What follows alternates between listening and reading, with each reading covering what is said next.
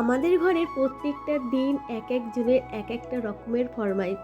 আজকে আমার বড় মশাইয়ের ইচ্ছে হয়েছে যে আজকে রবিবার, আজকে ভালো মন্দ একটু রান্না করে খেতে হবে। তো কী খেতে হবে? তো ফ্রাইড রাইস আর চিকেন কষা। তো বড় মশাইয়ের ইচ্ছে ঘুম থেকে উঠেই এই কথাটা হঠাৎ করে বলে দিল যে আজকে মিষ্টি রবিবার আছে আর আজকে বানাবো ফ্রাইড রাইস আর চিকেন কষা।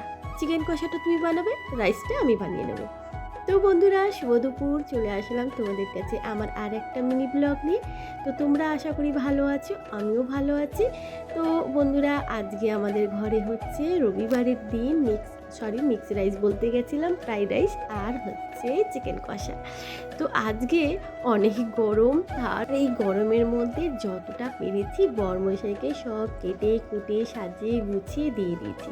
আর এই যে বাটির মধ্যে তোমরা দেখতে পাচ্ছ না, এটা হচ্ছে টক দই আর গোবিন্দভোগ চাল গুঁড়ো। এটা দুটো একসাথে মিক্স করে এখন আমি মুখে মাখছি। আর এটা আমার বানিয়েছে আমার মেয়ে।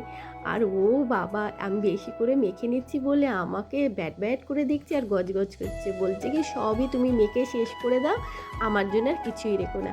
আসল কথা বন্ধুরা, ও গতকালকে রাত্রে এই প্যাকটা বানিয়েছিল আর বানিয়ে আমাকে অনেকবার বলছিল, মা তুমি একটু মাখো, তুমি একটু মাখো, মুখটা পরিষ্কার হবে। আর আমি বললাম না, কালকে আমি মাখতেই চাইনি, তো আমি আজকে মাখছি যখন দুটো একসাথেই মেখে নিই, ওই জন্য বেশি করে মুখে মাখিয়েছিলাম। যাকে এদিকে দেখো আমার বড়মশাই কিন্তু রাইসটা এবার রেডি করছে। সব রকম সবজি অনেক আগেই ভেজে নিয়েছিল, তারপর আমি ভাতটা বানিয়ে দিয়েছিলাম। আর আমার চিকেন কষাটাও হয়ে গেছে, আমার চিকেন কষা না মানে আমি চিকেন কষাটাও করে নিয়েছি। আর এদিকে অনেকটাই চিকেন করেছি। তো এখান থেকে এবেলা খাওয়া হবে, ওরবেলা খাওয়া হবে, মোট কথা যা রান্না করেছি আমাদের দুবেলাই খাওয়া হবে। তো বরমশাই এইগুলো গোছাচ্ছি আর আমি এখন পোকোকে খাওয়াতে যাব।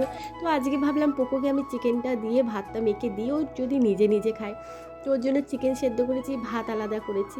তো আমি প্রথমে ওকে মেখে দিয়ে একটু একটু করে দিচ্ছিলাম, খাচ্ছিল না, তারপর হঠাৎ করে কী হলো, খেতে শুরু করে দিয়েছি। যাকে আজকে আমার কপাল ভালো, বরমশাই রান্না করছে, পোকো নিজে নিজে খেয়ে নিয়েছে, আমার মেয়ে দেখো না ভাত বেড়ে সবাইকে গুছিয়েও দিচ্ছে।